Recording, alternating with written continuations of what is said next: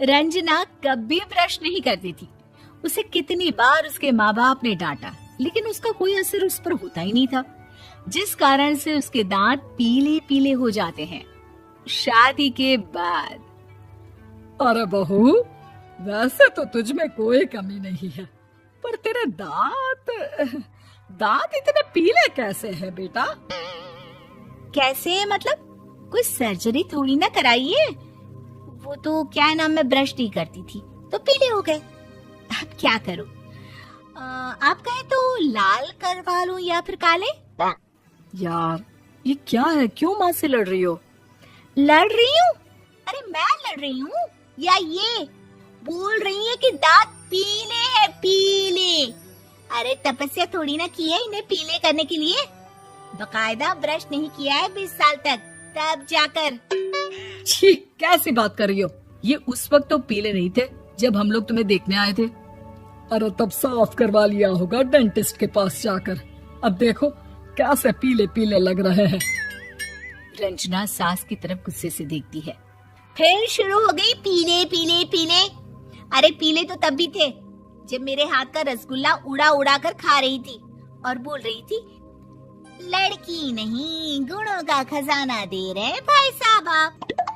खैर, अब वो लोग करते भी तो क्या करते, पीले दांत वाली बहू पल्ले पड़ी थी तो झेलना तो था ही। एक दिन कीर्तन में रंजना गाना गा रही थी। अरे कमला बहन, माँ का द्वार है, यहाँ तो सब शुद्ध होकर आते हैं, फिर अपनी बहू को ब्रश भी नहीं करवाती तुम। दूर से पीले पीले दांत भक्ति में बाधा उत्पन्न कर रहा है। और कोई 2 साल के बच्चे थोड़ी ना लेकर आई हूँ मैं बहू बनाकर। अच्छी खासी लड़की है, अरे कैसे करवाऊं ब्रश? ये तो उसे खुद करना चाहिए ना। अब माँ बाप तो इसके जैसे तैसे निपटा दिए, ये नहीं सोचा कि सास कैसे संभालेगी।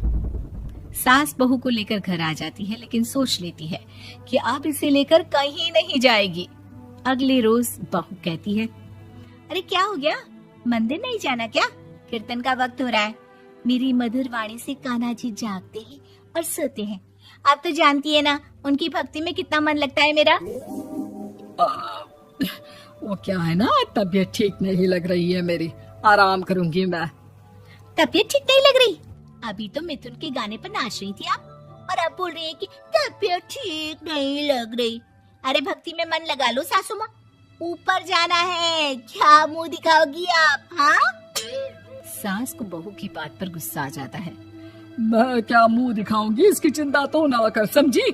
अपने मुंह की चिंता कर, जो ये पीले पीले दांत लेकर हर जगह पहुंच जाती है। पता है लोग कितना मजाक बनाते हैं। ना जी ना, मैं नहीं जाना कहीं तेरे साथ। तो ये बात है। कोई ना, मत जाओ, मैं अपने कमरे में ही बैठकर भक्ति कर लूंगी। ऊपर वाला दांत थोड़ी ना देखता है, मन देखता है, भावना देखता है। और अरे बस बस, तू सब कुछ दिखा, बस ये सफेद चमकदार दांत ना दिखाना किसी को, है? जा यहाँ से। बहू को सास की बात का कोई फर्क नहीं पड़ता, वो तो जैसी थी वैसी ही रह जाती है। सुबह नहाकर किचन में खाना बनाना, फिर खाना खाना, कीर्तन भजन करना और सो जाना। एक दिन, माँ जी मैं सहेली के घर जा रही हूँ, शाम को लेट आऊंगी। हाँ हाँ तो जाना, मैंने कौन सा तेरी आरती करनी है घर पर बैठकर। रंजना सहेली के घर जाती है, जहाँ वो पार्टी में जाने की तैयारी कर रही होती है। अरे शिखा, कहाँ जाने की तैयारी कर रही है? मैं गलत वक्त पर आ गई क्या? अरे नहीं यार, उल्टा सही वक्त पर आई है। मैंने ये साड़ी और ज्वेलरी निकाली है यार, शाम को इनके ऑफिस की एक पार्टी में जाना है। बताना कैसा लग रहा है ये सब? नहीं यार, इस ड्रेस के साथ तो वो वाली ज्वेलरी अच्छी लगेगी। हाँ हाँ सही बोल रही है, मैंने ध्यान ही नहीं दिया। वैसे तो हमेशा से मस्त फैशन सेंस रखती है। तो बड़ा जाती होगी ना पति के साथ पार्टी में। रंजना कुछ नहीं बोलती, बस सोचती है कि यार काश ये बात सही हो जाती, पर मैं क्यों नहीं जाती पार्टी में? क्या इन लोगों की कोई पार्टी होती नहीं होगी? रंजना घर आती है और रात में पति से सवाल करती है, एक बात बताइए, आप मुझे किसी पार्टी में क्यों नहीं ले जाते? क्या आपके यहाँ ऑफिस में पार्टी नहीं होती?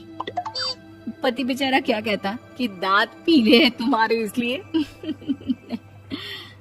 अरे कोई पार्टी होती नहीं हम लोगों के ऑफिस में, तो कहाँ से लेकर जाऊं?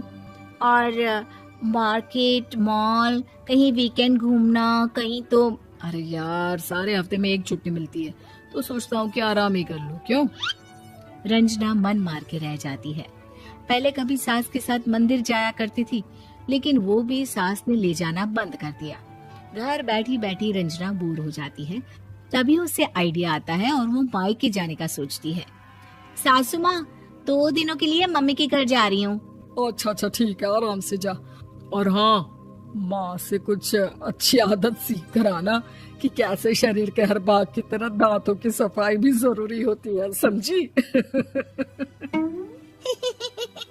शुरू हो गई ना आप। वो लोग आपकी तरह नहीं है कि छोटी छोटी बात का बतंगड़ बना दे। उन लोगों के लिए मैं मायने रखती हूँ, ना कि मेरे पीले पीले दांत।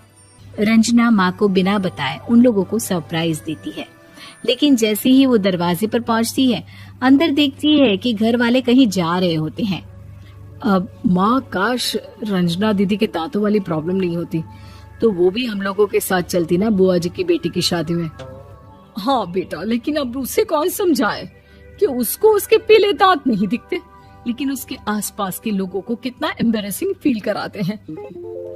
मुझे तो कितनी बार उसके स्कूल की टीचर ने शिकायत की कि उसके साथ कोई लड़की बैठना भी नहीं चाहती, और ना ही कॉलेज में कोई उससे बात करना चाहता था। लेकिन पता नहीं क्यों उसे ये बात समझ में ही नहीं आती। कोई कमी नहीं है उस लड़की में, बस यही कि दांत पीले हैं।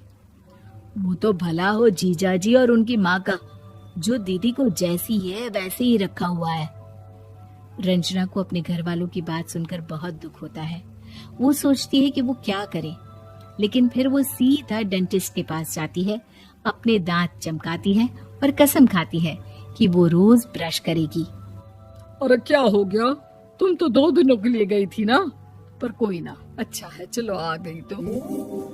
रंजना सास के सामने आकर खड़ी हो जाती है और पूरी स्माइल करती है, उसके चमकदार दांतों को दिखाती हुई।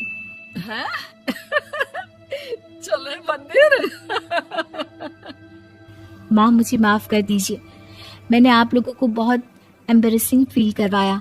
मैं आज से रोज ब्रश करूंगी।